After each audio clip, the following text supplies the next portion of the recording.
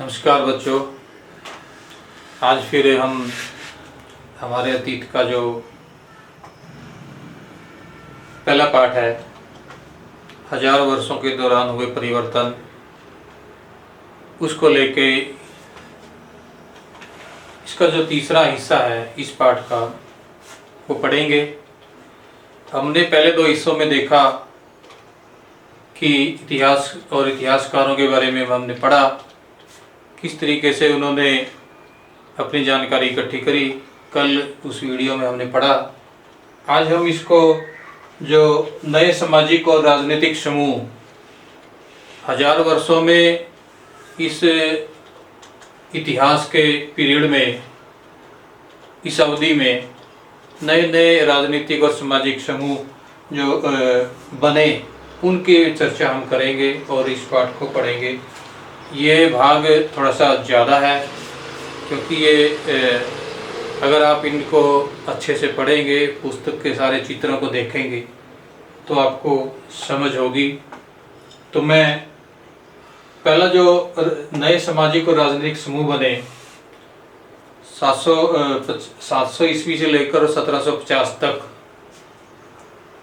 बहुत बड़े परिवर्तन हुए, तो उनको हम 3 आधारों पे मुख्य रूप से देखने का प्रयास करेंगे। पाठ में जो को लगातार जब आप पढ़ोगे तो आपको इन तीनों की समझ भी हो जाएगी। तो पहला जो आधार है, पहले हिस्से पे अगर हम बात करें, आर्थिक आधार पे अगर हम देखें कौन कौन से बदलाव हुए। आर्थिक का मतलब है धन का क्षेत्र।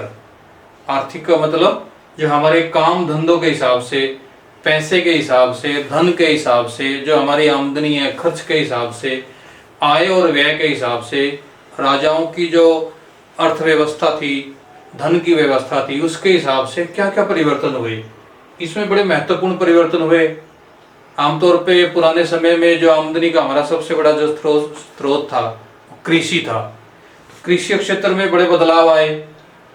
पुरानी तरीके से अगर आप चित्र नंबर 3 को देख पा रहे हैं, आप देखिए चित्र नंबर 3 को देखकर ये पहचान करें कि चित्र नंबर 3 क्या दिखा रहा है आपको।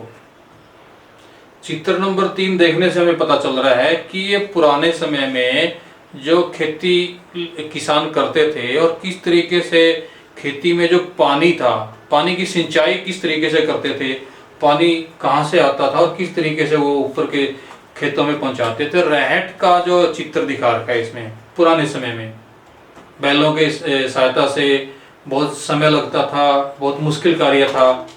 लेकिन आज अगर उन चीज़ों को देखेंगे उसमें धीरे धीरे बदलाव होता गया। कृषि करने के जो तौर तरीके थे वो बदलते गए।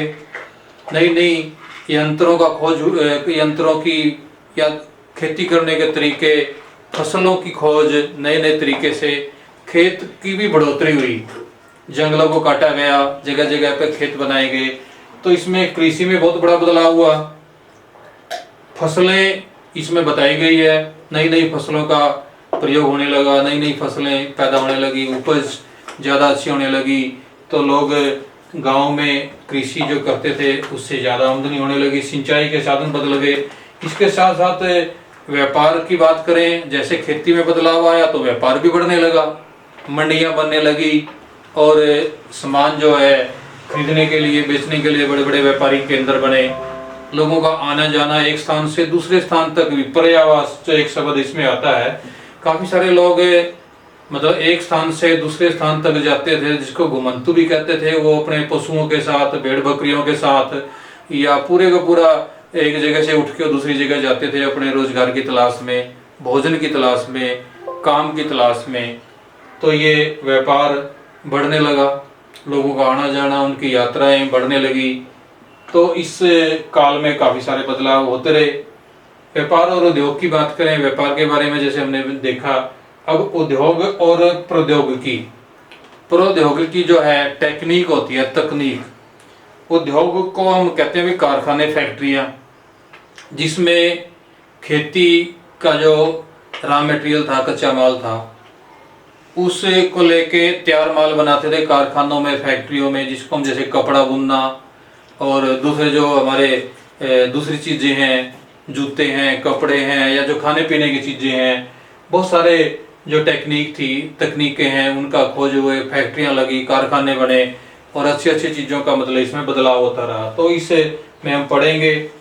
मिर्च मसालों के बारे में आपको पता है कि भारत प्रचलित है। जो खेती बाड़ी से जुड़े हुए उद्योग थे वो ज़्यादा पनपने लगे, तो नए नए समूह और जो उद्योग है उनका जो इसमें विवरण है। तो आर्थिक आधार पे हम अगर देखें तो इसमें बहुत सारे बदलाव देखने को मिलेंगे। इस पाठ को आप अच्छे से पढ़ेंगे, पेज नंबर 7 पे और 8 पे अगर आप इसको पढ़ के समझेंगे तो आपको पता चलेगा कि जो 1000 सालों में जो परिवर्तन हुए हैं वो आर्थिक आधार पर आर्थिक क्षेत्र में बहुत सारे बदलाव हुए हैं। दूसरा जो बिंदु है, दूसरा अगर हिस्सा हम देखें, राजनीतिक क्षेत्र बड़ा महत्वपूर्ण क्षेत्र है, क्योंकि इतिहास से सारी घटनाओं से राजाओं की शासन की, राजाओं की हार जीत, लड़ाइयाँ, युद्ध, एक राज्य खत्म हो गया, दूसरा नया राज्य पैदा हो गया, एक राजा ने दूसरे राजा के साथ लड़ाई लड़ी, वो हार गया, उसने उसके राज्य के ऊपर कब्जा कर लिया, तो बहुत बदलाव होता रहा। तो राजनीतिक बदलाव हुए, क्षेत्र भी बहुत, जैसे एक राजा काफी सारी लड़ाइयां लड़के बहुत सारे क्षेत्र पे कब्जा कर लेता है, तो अपने साम्राज्य का विस्तार कर लेता है, अपने राज्य को बढ़ा लेता है, तो क्षेत्र और साम्राज्य बदलने लगे, बड़े बड़े साम्राज्य की स्थापना हुई।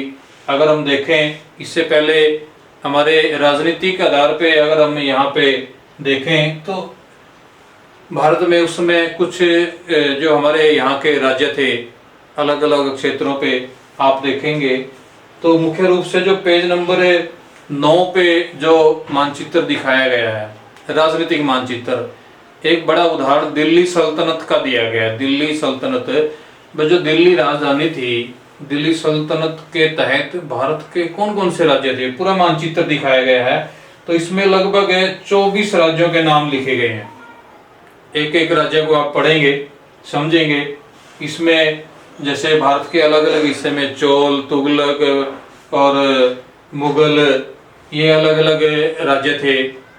मुगल तो इसमें जैसे 15वीं या 16वीं शताब्दी में मुगलों का आगमन हुआ, उससे पहले दिल्ली सल्तनत की बात थी, दिल्ली सल्तनत के जो राज्य थे, और उससे पहले दूसरे हमारे राज्य थे अलग अलग क्षेत्र में।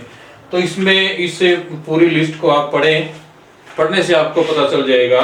तो मानचित्र 3 को और उनके राज्यों का नाम आप देखें। दिल्ली सल्तनत के मुख्य रूप से जो क्षेत्र थे, राज्य थे, राजा थे, उनके बारे में पूरा विवरण हम इसमें पढ़ सकते हैं। इसमें बताया गया है कि जो हरियाणा भी दिल्ली सल्तनत के अधीन था, हरियाणा के भी जो कुछ प्रांत थे उनका भी नाम आपने इसमें ढूंढना है, पता करना है भी कौन कौन सी चीजें हम दिल्ली की इसमें क्षेत्र और साम्राज्य में मानचित्र नंबर 3 को देख के समझ पाएंगे।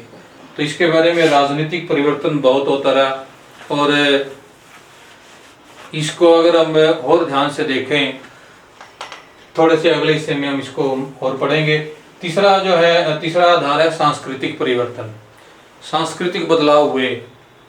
सांस्कृतिक बदलाव में बहुत सारी चीजें हम जो हमारा जो रहन सहन है, जो हमारे रीति रिवाज है, जो हमारे धर्म का जो आस्था का मामला है, जो हमारा भाषा है, वो सारी चीजें इस सांस्कृतिक परिवर्तन में देखी गई। भाषा के क्षेत्र में देखें तो अवधी और जो फारसी, उसके बाद मुगलों की भाषा या दूसरे, उसके बाद हिंदी, तो इस भाषा में परिवर्तन होते हैं। और लास्ट में जब अंग्रेजों का आगमन हुआ मुगलों के अंतिम समय में, तो अंग्रेजी भाषा का भी विस्तार हुआ। तो अलग अलग भाषाओं का इसमें बदलाव हुआ।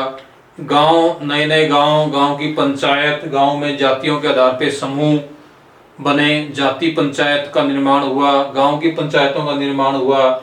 नए नए धर्म में भी हम कह सकते हैं भाई, पहले हिंदू, मुस्लिम और जो ईसाई।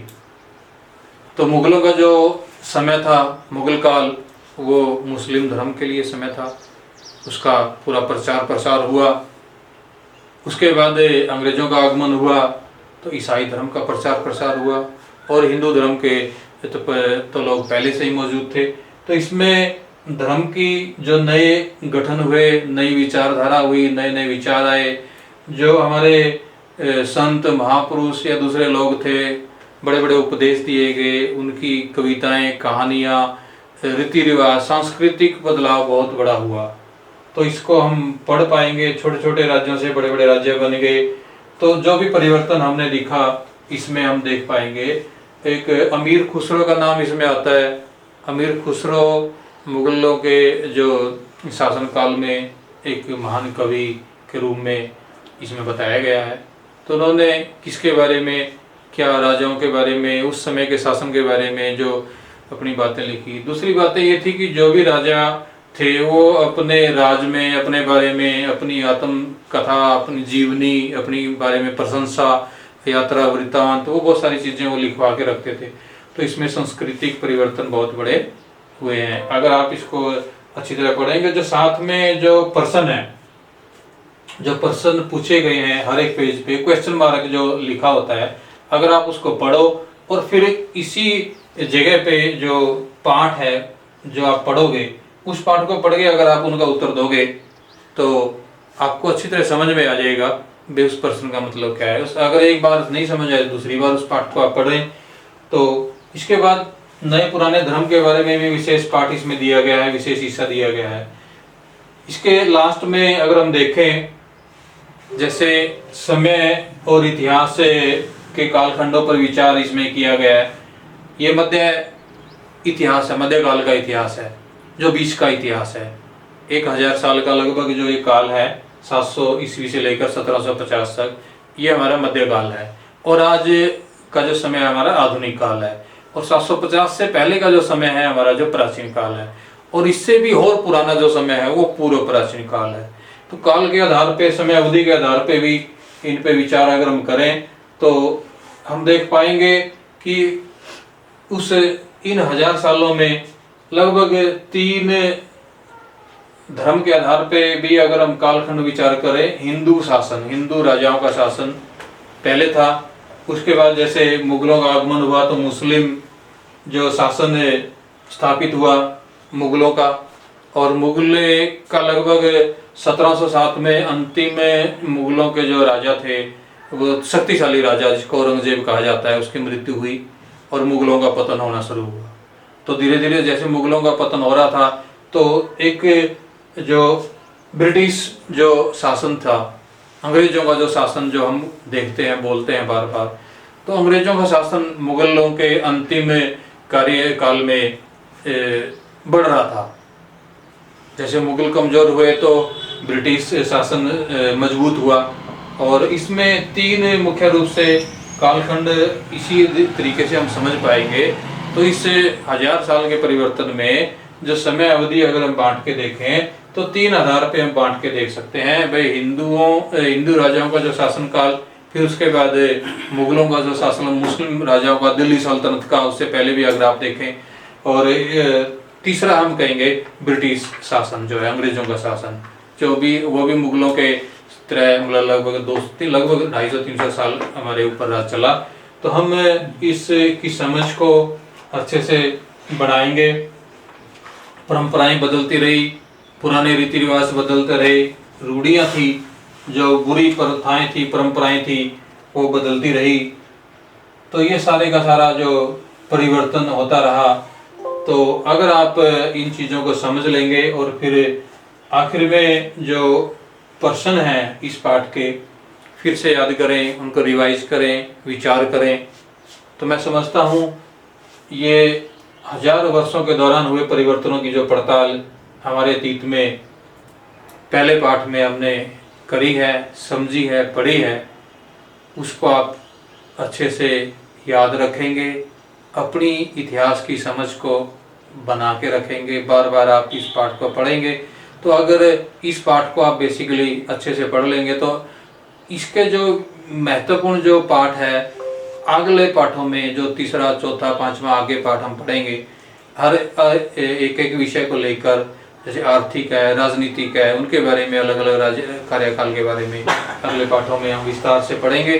तो अभी तक हमने इस पाठ का जो यहीं पे हम समापन करते हैं। इस पाठ के जो प्रश्न उत्तर है आप अपनी कॉपी पे लिखेंगे और अच्छी तरह याद करेंगे। और अपनी समझ को और विस्तार से बना के रखेंगे। सभी जो चित्र है उसको भी आप अच्छे से देखेंगे, आकलन करेंगे। तो धन्यवाद बच्चों।